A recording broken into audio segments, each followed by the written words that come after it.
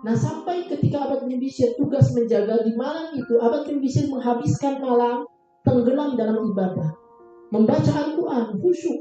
Dia sholat malam. Yang dia baca di dalam Al-Quran itu adalah surah Al-Kahfi.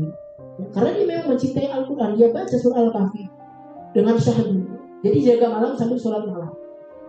Nah, tiba-tiba dari kejauhan ada pasukan musuh yang menyusul, dan mereka melihat, dan ia melihat bahwa seluruh pasukan itu tidur, hanya satu yang berjaga, sedang berdiri. Siapa tadi?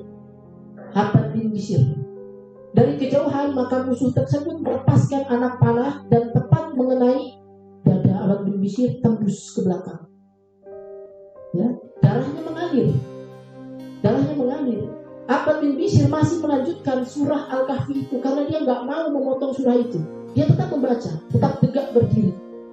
Dari kejauhan orang kafir itu melihat, maka dilepaskan anak panah yang kedua, tepat lagi mengenai perut atau dadanya dan tembus.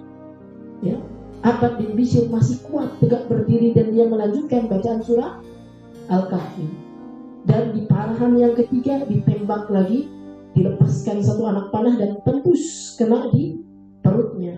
Darah sudah kemana-mana. Abbad bin Bishr terjatuh gak punya tenaga, dan dia bangunkan Ammar bin Yasir sambil mengangkat. Ammar bin Yasir melihat kejadian itu. Dia lihat sudah ada banyak anak panah dan darah yang berlumuran di sekitarnya. Ammar bin Yasir bertanya, "Wahai Abbad bin Bishr, kenapa tidak sejak panahan pertama engkau bangunkan aku?" Karena panahnya bertiga. Coba jawabannya Abbad bin Bishr apa? Seandainya bukan karena amanah dari Nabi untuk menjaga pasukan ini, maka terpotongnya nyawaku jauh lebih aku cintai daripada terpotongnya surah yang aku baca. Ya, qat'u nafsi ahabbu ilayya min qat'iha. Terpotongnya jiwaku lebih aku cintai daripada terpotongnya surah yang aku baca.